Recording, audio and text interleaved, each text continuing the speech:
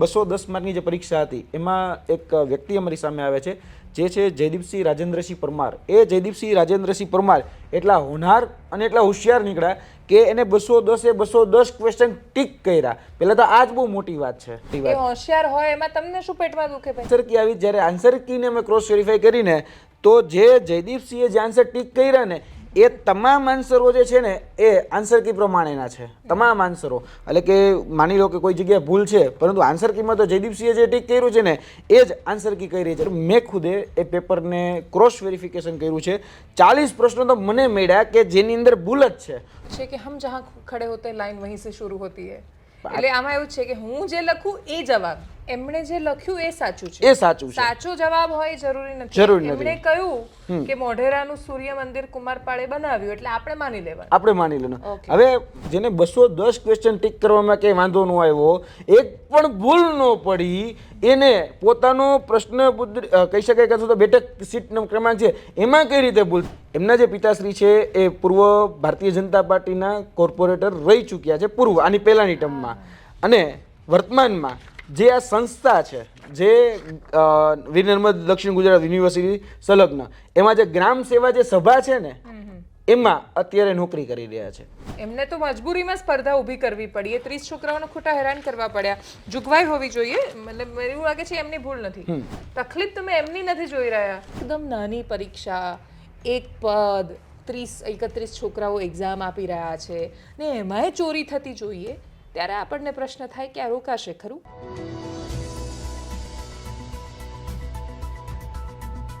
માત્ર ગુજરાતમાં નહીં, દેશમાં સ્પર્ધાત્મક પરીક્ષાઓ એ દલા તરવાડીની વાડીની વાર્તાનું પ્રતિનિધિત્વ કરે છે. અને પ્રશ્ન એ થાય કે જો એક લવ રીંગણા 2-4 ને લવ 10-12ની જેમ જ જો આપણે આ સ્પર્ધાત્મક પરીક્ષાઓ, કથિત રીતે સ્પર્ધાત્મક પરીક્ષાઓ ચલાવવી છે, તો આપણે આ પરીક્ષાઓ બંધ કરીને નેતાઓ માટે કે પછી ઓળખીતા માણસો માટે કે રૂપિયાવાળાઓ માટે એક અલગ રિઝર્વેશન કરી દેવું જોઈએ, જેથી સ્પર્ધાના નામ પર એ માણસો, એ છોકરાઓ કતારમાં ન લાગે, એમને ઠગાયાનો અહેસાસ ન થાય, એમને એવું ન લાગે કે એ કેપેબલ નથી એટલે પાસ નથી થઈ રહ્યા. કેમ કે એવી અનેક ઘટનાઓ સામે આવે છે કે જે તમને આમ પીડા આપીને જાય કે કોઈ છોકરો પોતાને એટલે નિષ્ફળ માની બેઠો કેમ કે એ ક્લર્કની પરીક્ષામાં પાસ ન થઈ શક્યો. શું ખબર જિંદગી એને ક્યાં પહોંચાડવા માગતી હશે, પણ એ છતાંય નાસીપાસ થઈ જાય છે. એવા સમયમાં જ્યારે આપણે એકદમ નાની પરીક્ષા, એક પદ, 30-31 છોકરાઓ એક્ઝામ આપી રહ્યા છે ને એમાંય ચોરી થતી જોઈએ, ત્યારે આપણને પ્રશ્ન થાય કે આ રોકાશે ખરું? મુદ્દાને વિસ્તારથી સમજીશું. આ વિષય જેની મારે વાત કરવી છે, ધરમપુરની એક કોલેજમાં સિનિયર ક્લાર્કની ભરતીમાં થયેલા છબરડા જે શોધીને સામે લાવ્યા. વર્ષોથી જે છબરડાઓ શોધી રહ્યા છે એવા યુવરાજસિંહ જાડેજાનું ખૂબ સ્વાગત છે સ્ટુડિયોમાં. Thank you. અને નાનકડી એક્ઝામ છે, 31 છોકરાઓ છે, પણ છતાં એ 30 છોકરાઓને તેવું લાગ્યું હશે જ્યારે પેલો ફાઇનલ આન્સર કી આવી ત્યારે ક્યાંય હાય, અમને તો ખબર જ નહોતી ગુજરાતમાં શ્રીખંડ એ સૌથી જાણીતી મીઠાઈ છે. તો આ જે ઉદાહરણો સામે આવ્યા એના વિશે વાત કરો. શું મેટર છે, કેવી રીતે આ વાત સામે આવી, તમારી જોડે કેવી રીતે આવી? હવે કારણ કે બહુ નાની ભરતી પ્રક્રિયા છે, જો કદાચ હું એની મોડસ ઓપરેન્ડી અથવા તો એને કદાચ વધારે ઊંડાણથી કહેવા જઈશ તો કદાચ ઘણું બધું વધારે પડતું કહેવાય જશે.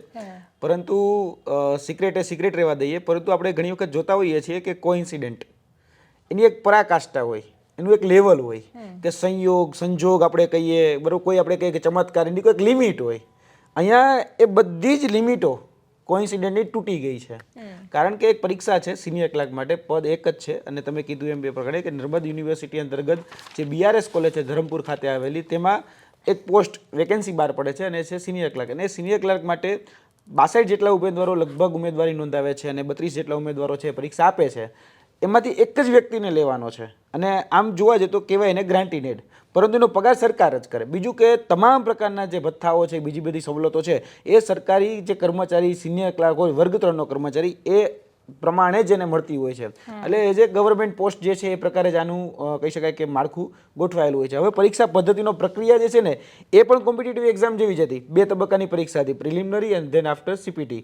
પ્રિલિમિનરી 210 માર્કની, CPT 100 માર્કની, બંનેનું કમ્બાઈન કરી અને પછી આ પરીક્ષા આપવાની. અને એમાંથી 310માંથી રિઝલ્ટ બને, મેરિટ યાદી બને, પછી સિલેક્શન લિસ્ટ બને. આ પ્રકારનું હતું. તો સૌપ્રથમ આમાં જે 210 માર્કની જે પરીક્ષા હતી એમાં એક વ્યક્તિ અમારી સામે આવે છે જે છે જયદીપસિંહ રાજેન્દ્રસિંહ પરમાર. એ જયદીપસિંહ રાજેન્દ્રસિંહ પરમાર એટલા હોનહાર અને એટલા હોશિયાર નીકળ્યા કે એને 210 ક્વેશ્ચન ટીક કર્યા. પહેલાં તો આ જ બહુ મોટી વાત છે, કારણ કે 210 ક્વેશ્ચન હોય ને 210 માં ટીક થઈ જાય એ બહુ મોટી વાત. એ હોશિયાર હોય એમાં તમને શું પેટમાં દુખે ભાઈ? પેટમાં તો કશું જ નહીં દુખતું, પણ એ 210 ટીક કર્યા અને 5 દિવસ પછી એની આન્સર કી આવી, કારણ કે હમણાં જ 20 તારીખ, આજથી 10 દિવસ પહેલા પરીક્ષા લેવાની છે અને 26 જાન્યુઆરીની આસપાસ એની કહી શકે કે આન્સર કી આવી છે.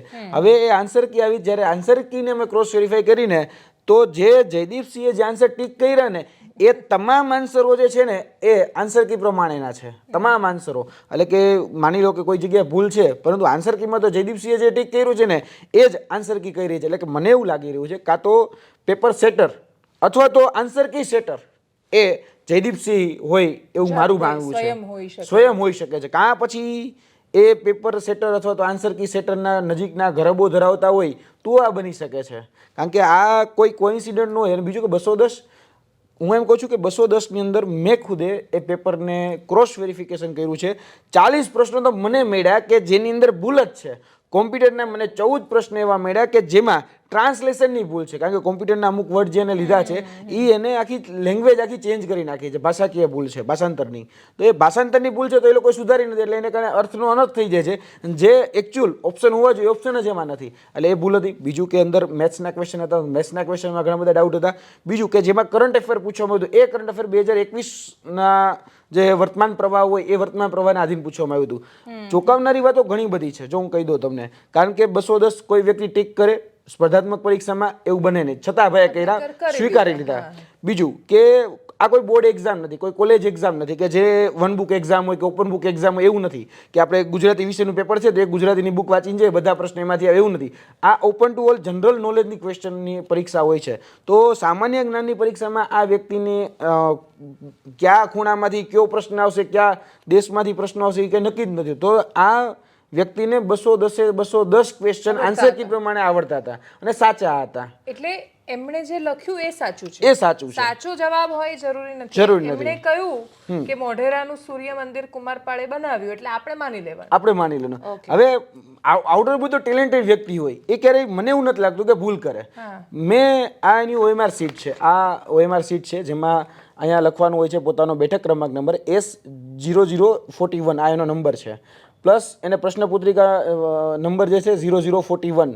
હવે અહીંયા એને ભૂલ કરી, અહીંયા 41 નંબર જ આવે, તો એની જગ્યાએ થયું એવું કે એને ક્યાંક ભૂલ કરી. પછી જે નિરીક્ષક હતા નિરીક્ષક પાસે એને કીધું મને બીજી OMR આપો, મારે આ OMRની અંદર ભૂલ થઈ છે, એટલે બીજી OMR માગે છે. મને એમ થાય જેને 210 ક્વેશ્ચન ટીક કરવામાં કંઈ વાંધો ન આવ્યો, એક પણ ભૂલ ન પડી, એને પોતાનો પ્રશ્ન કહી શકાય કે અથવા તો બેઠક સીટ ક્રમાંક છે એમાં કઈ રીતે ભૂલ થાય, પછી એને બીજી OMR આપવામાં આવે છે અને એ OMR નંબર છે 65, અને એ 65 નંબરની OMR એને આપવામાં આવે છે નિરીક્ષક દ્વારા, અને એ પછી OMR આ ફિલઅપ કરે છે. ચલો માની લઈએ કે કદાચ માનવ માત્ર ભૂલને પાત્ર, ભૂલ થઈ, હું ગળે ઉતારી લઉં છું, સ્વીકારતો તું હજી નથી પણ ઉતારી લઉં છું. પણ આ વ્યક્તિ 210 ક્વેશ્ચન ટીક કરે, એ 210 ક્વેશ્ચનમાં ક્યાંય ભૂલ ન કરે, છતાં નાની ગમતી આ ભૂલ કરે, બરાબર.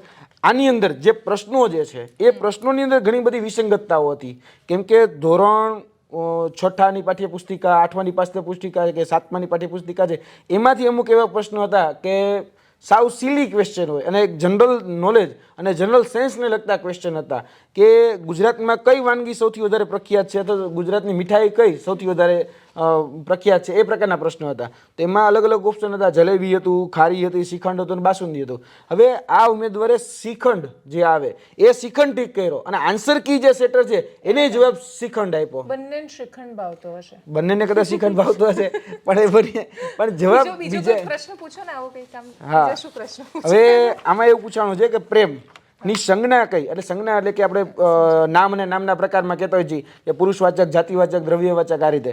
તો પ્રેમની સંજ્ઞા, હા, એટલે દ્રવ્યવાચક, સમૂહવાચક, ભાવવાચક કે ક્રિયાવાચક? ભાવવાચક. હવે આ જયદીપસિંહ રાજેન્દ્રસિંહ પરમારે ટીક કર્યું છે દ્રવ્યવાચક અને આન્સર કી સેટરે પણ આપ્યું છે દ્રવ્યવાચક. પેલું એક યાદ છે તમને અમિતાભ બચ્ચનનો એક ડાયલોગ છે કે હમ જહાં ખડે હોતે લાઈન વहीं से शुरू होती है. એટલે આમાં એવું છે કે હું જે લખું એ જવાબ ના હોય, હું જે લખું. પણ હું તમને એમ કહું કે કોઈ એવો પ્રશ્ન છે કે જેની અંદર જે ઓપ્શન આપ્યા છે ઓપ્શન જવાબના જ નથી, તો તમે શું કરો કે વર્તમાન ન્યાયાધીશનું નામ જણાવો, અલગ સંજીવ ખન્ના. હા, સંજીવ ખન્ના. હવે આમાં જે 4 ઓપ્શન છે, ઉદય, ઉમેશ, લલિત, ધનંજય, વાય ચંદ્રચૂડ, સંજીવ કિશન કોલ કે એસ અબ્દુલ નઝીર, આ 4 ઓપ્શન આપ્યા છે. ચંદ્ર મૂળ છે, ચંદ્રચૂડ નથી. આ ચંદ્રમૂળ? હા, ચંદ્ર મૂળ છે, કારણ કે આખું none of the above option નથી. હા છે. હવે આમાં એવું હોય, none અમારે of the above option આમાં કઈ રીતે હોય છે હું કહું છું કે આની અંદર 5 ઓપ્શન હોય છે. અમારી જ્યારે OMR છે તમારા હાથમાં, એમાં તમે જોઈ શકો છો ABCDE 5 ઓપ્શન હોય છે કે તમે જો એને ફિલઅપ કરવા ન માંગતા હોય તો તમે ઈ કરી શકો છો, બરાબર.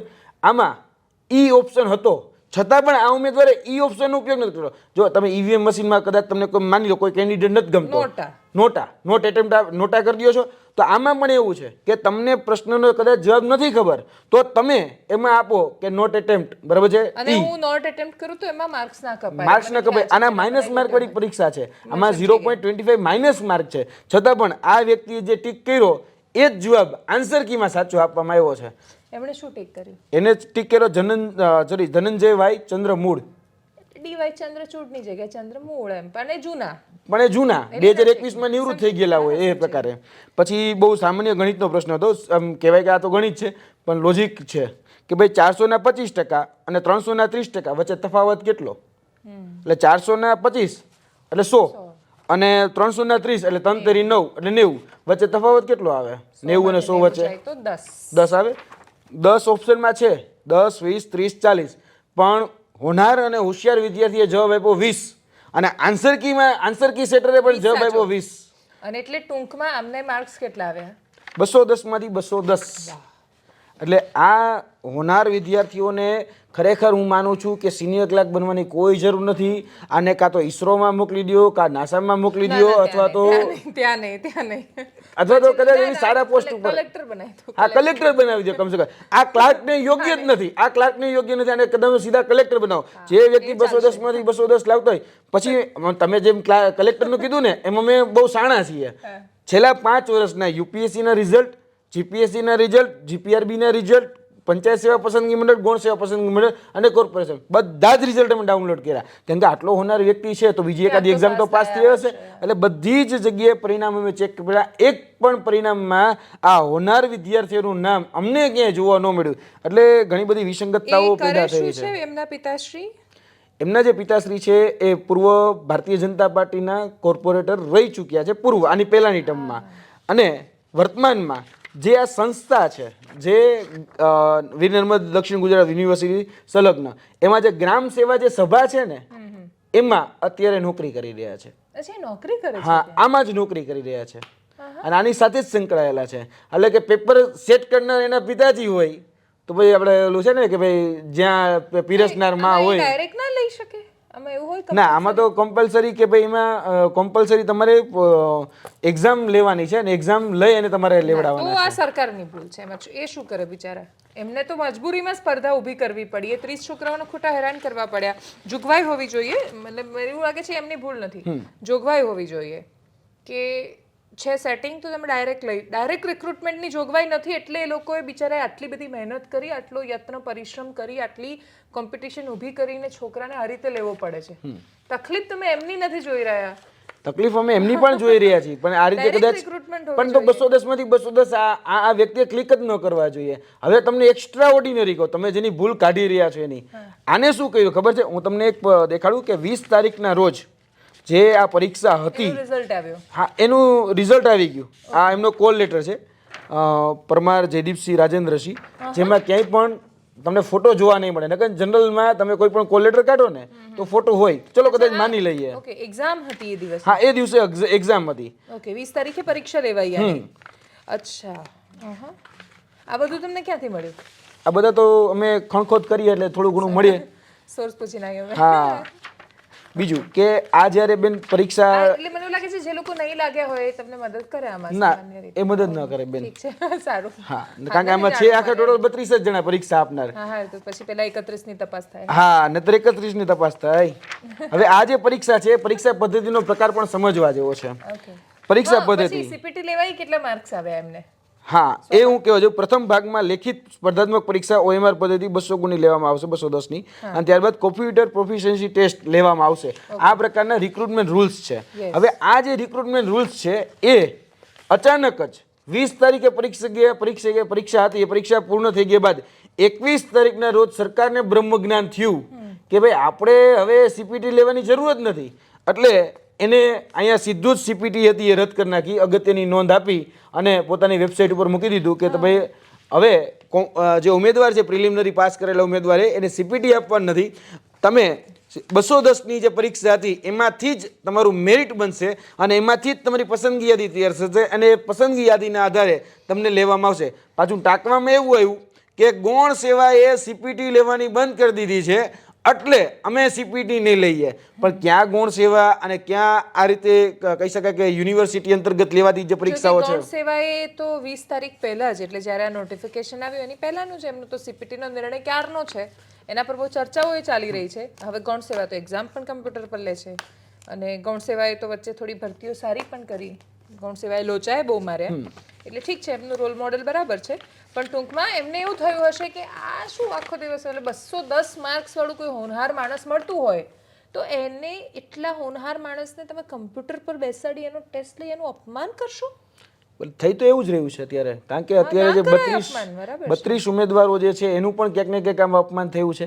કારણ કે 32 ઉમેદવારોને તમે પરીક્ષા દેવા માટે બોલાવ્યા અને આ એમના હોનહાર પૂજ્ય પિતાશ્રી છે જે આ સંસ્થા સાથે વર્તમાનમાં સંકળાયેલા છે અને પૂર્વ ભારતીય જનતા પાર્ટીના કોર્પોરેટર પણ રહી ચૂક્યા છે. એટલે હું જ્યારે પણ ઘણા લોકોને એવું લાગે કે ભાઈ આ પોલિટિકલ વાત કરે, પણ હું જ્યારે કોઈ પણ ભરતી કૌભાંડની તપાસ કરતો હોય, ક્રોસ વેરીફાઈ કરતો હોય, એમાં રાજકીય કનેક્શન ન આવે ને એવું તો ક્યારેય બન્યું જ નથી. અને મોટા ભાગે કનેક્શન રાજકીય કનેક્શનમાં જોવા જઈએ તો એ ભારતીય જનતા પાર્ટીનું આવે.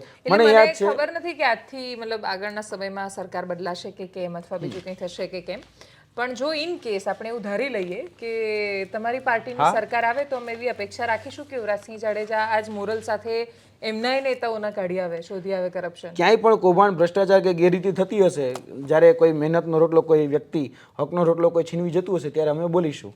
અમે ભૂતકાળમાં પણ બોલ્યા છીએ, વર્તમાનમાં પણ બોલીએ છીએ, ભવિષ્યમાં પણ બોલીશું. બીજું હું તો બોલીશ. હા, અને એમાંય હું વાત ઉમેરું, કારણ કે જ્યારે તમે બેન જોયું હશે કે એક્શન લેવાની વાત આવે છે, સરકાર હમણાં છેલ્લા ઘણા સમયથી મેં જોયું છે એક્શન નથી લેતી. હમણાં તમે જોયું હશે થોડા સમય પહેલા આશ્રમ શાળાની અંદર એક મુદ્દો આવ્યો હતો, દાહોદ ચોસાલા ખાતેની કનૈયાલાલ કિશોરીના પૂજ્ય પિતાશ્રી જે 4 ટર્મ ધારાસભ્ય રહી ચૂક્યા છે, બચુભાઈ અને કિશોરી. એ બચુભાઈ કિશોરી ઉપર આજ દિન સુધી તપાસ તો બહુ દૂરની વાત છે.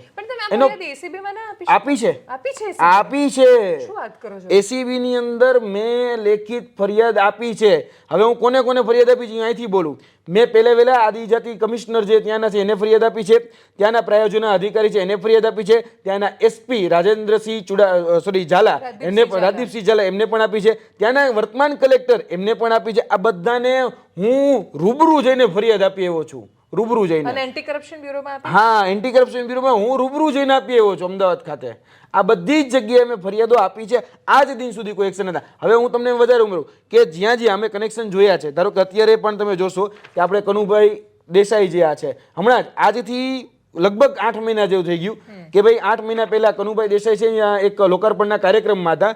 50 લાખ રૂપિયા જેટલી ગ્રાન્ટ એ આ સંસ્થાને ફાળવવામાં આવી, જેમાં 8 જેટલા ઓરડાનું કંઈક લોકાર્પણ હતું ને એમાં એમને બોલાવવામાં આવ્યા ચીફ ગેસ્ટ તરીકે. તો મારું જ્યારે નાણામંત્રી જતા તો મારે એમને કહેવું છે કે તમે નાણામંત્રી છો તો ખરેખર તમે એક વખત તપાસ, હું આરોપ નથી લગાડતો એની ઉપર, પણ નાણામંત્રી છો તો નાણાંની લેતી દેતી થઈ છે કે નહીં એની ખરેખર તમે તપાસ કરવી. જે સંસ્થામાં તમે જઈ રહ્યા છો અને એ સંસ્થા પ્રતિષ્ઠિત છે કે નહીં, યોગ્ય છે કે ઈમાનદારીથી કામ કરે છે કે નહીં, એની તપાસ નાણામંત્રીએ તો કમસે કમ કરવી જોઈતી હતી. મને એવું લાગે છે કે એવી તપાસ જો શરૂ કરવામાં આવે તો મંત્રીઓ મોટા ભાગે, એટલે એમણે 99% શાળા, કોલેજ, હોસ્પિટલ, બાકીના બધી જગ્યાએ જવાનું બંધ કરી દેવું પડે.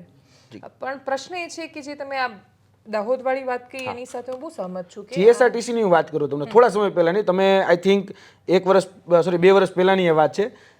જીએસઆરટીસીમાં એક વ્યક્તિ હતા અને એ દાહોદના વિસ્તાર સાઈડના જ હતા, જસુભાઈ ભીલ. એ જસુભાઈ ભીલ જે છોટાઉદેપુરના વિડિયો સામે આવે તો પૈસા લેતો, એમને પાર્ટી એ વખતે સસ્પેન્ડ કર્યા હતા. 2022 ની જ્યારે ચૂંટણી આવી ત્યારે એને પાછા વિધિવત રીતે લઈ પણ લીધા અને જવાબદારી પણ સોંપી દીધી. તમે વિચારો કે ખબર પડી જાય છે એક વખત પાર્ટીને સસ્પેન્ડ કરે છે, એ જ પાર્ટીને પાછા લઈ લે છે. હું હમણાં તમને ઉર્જા વિભાગ કૌભાંડ તમને યાદ હશે કે જે તે સમયે હિંમતનગર, અરવલ્લી એ પટ્ટામાં આખું ઉર્જા વિભાગ કૌભાંડ ચાલ્યું હતું. તો તેના જે લોકો હતા અવધેશ, અવિનાશ, જે તે સમયે એની ઉપર પણ એક્શન લેવાના કે ભાઈ દૂર. અત્યારે પછી નગર નગરપાલિકાની ચૂંટણી હતી તો બધાને પાછી જવાબદારી સોંપી દીધી. કોકને બાંધકામ સમિતિના ચેરમેન, કોકને અલગ અલગ જે વિભાગો હતા એના હોદ્દાઓ આપીને એ લોકોને સન્માનિત કરી દીધા. એટલે આવું ચાલે છે બેન. હવે જેની ઉપર એક્શન લેવાવા છે જોઈએ, એક્શન નથી લેવાતા. એક છેલ્લો પ્રશ્ન, સિનિયર ક્લાર્કમાં પગાર કેટલો હોય? સિનિયર ક્લર્કમાં પગાર 26,000 ચાલુ પગાર, એટલે કે ફિક્સ પગાર જેને આપણે કહીએ છીએ, 5 વર્ષ માટે ફિક્સમાં 26,000. ત્યારબાદ જે અલગ અલગ સિનિયર ક્લર્કના જે પગારો મળતા હોય વિભાગોમાં એ બધી જ વધી જાય છે. 50,000 તો થઈ જ જાય છે.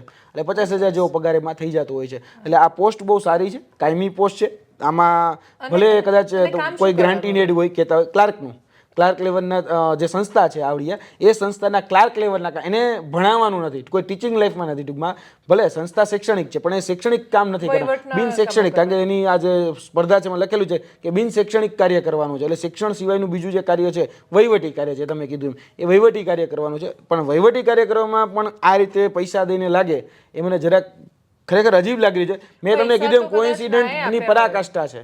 એટલે પૈસા બની શકે ન પણ આપ્યા હોય. મારી ઓળખાણ છે તો એમને એવું વિચાર્યું હશે કે આમ ખાલી ડાયરેક્ટ આમ બની જવું ક્લાર્ક કે સારું નહીં લાગે, તો થોડું પરીક્ષાનું આયોજન કરો, માહોલ બનવો જોઈએ કે છોકરો પાસ થયો છે.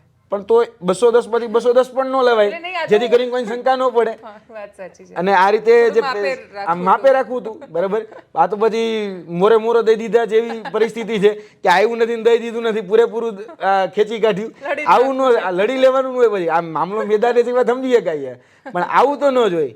પછી આજે અમે કદાચ બોલીએ તમને એવું કે અમારે તમે તો સસ્તી લોક પ્રસિદ્ધિ માટે આ બધું કરો છો, પણ ખરેખર તમારા વિભાગમાં એટલે કે શિક્ષણ વિભાગમાં ખોટું થઈ રહ્યું છે તો ખરેખર શિક્ષણ મંત્રીએ પણ તપાસવું જોઈએ. યુનિવર્સિટી છે નર્મદ યુનિવર્સિટી, એને તપાસવું જોઈએ. આ એનું કામ છે પ્રમાણિકતાથી પારદર્શિતાપૂર્વકની પરીક્ષા. એનો કોઈ વ્યક્તિ જો 210 માંથી 210, હું તો કહું જાહેરમાં સન્માન કરો આ વ્યક્તિનું. આ જયદીપસિંહ રાજેન્દ્રસિંહ પરમારનું જાહેરમાં સન્માન કરે. અને હું તો બધા કોચિંગ ક્લાસ વાળાને કહું છું કે આની પાસે તમે સેમિનાર લેવડાવો. મને છે ને એકચ્યુઅલી આ છોકરાઓની બિચારાની બહુ દયા આવે છે. મેં પેલી છોકરીનો વિડીયો જોયો તો હેપી પટેલનો, ત્યારે પણ મને એવું થયું કે યાર મા બાપે કરેલા કામ, મા બાપે એમને જબરદસ્તી આ બધામાં ધકેલે છે. એ લોકો તો પોતાની જિંદગીમાં એટલા બધા વ્યસ્ત હોય છે કે આ ઉંમરે એમને એ નથી ખબર હોતી કે એમણે કરવું શું છે મોટા થઈને. એટલા બધા પછી પપ્પાએ કહ્યું આ કરવું છે, મમ્મી કહેતા હતા મમ્મીને પૂછીને કહું, આમને એવું હશે પપ્પાને પૂછીને કહું. એટલે આ બિચારા છોકરાઓને આપણે બહુ ખરાબ પેલા ઝાડમાં નાખી દીધા છે. Thank you so much Yuvrajsinh Jadeja four joining અસ. અને દુર્ભાગ્ય સૌથી મોટું એ છે કે આ ચર્ચામાં ખૂબ હસતા ખબર ના પડી કે આપણે પોતાના પર હસીએ છીએ, યુનિવર્સિટી પર હસીએ છીએ કે પછી એ નામ પર હસી રહ્યા છીએ જે નામ વીર નર્મદ દક્ષિણ ગુજરાત વિશ્વવિદ્યાલય છે. નર્મદે લખેલું જય જય ગરવી ગુજરાત એ આપણું એન્થમ છે. આપણે કહીએ છીએ કે તે અણહિલવાડના રંગ તે સિદ્ધરાજ જય સંગ તે રંગ થકી પણ અધિક રંગ થશે સત્વરે માત જય જય ગરવી ગુજરાત. તો આપણે આ ગુજરાતને ગૌરવશાળી તો જ બનાવી શકીશું જો નીતિમત્તાને આવી મજાક નહીં બનવા દઈએ. અને નેતાઓ માટે અલગ નથી માનતા. નેતાઓ એવું જ કહે છે કે ભાઈ જોઈએ જ છે પૈસા, નથી જ સેટ થતું તો એક ફિક્સ ક્રાઇટેરિયા કરી દો કે દર વર્ષે કરોડ આપી દો, પણ માપે બસ, પછી પૂરું, પછી થોડું રહેવા દો, બસ એવી અપેક્ષા. નમસ્કાર.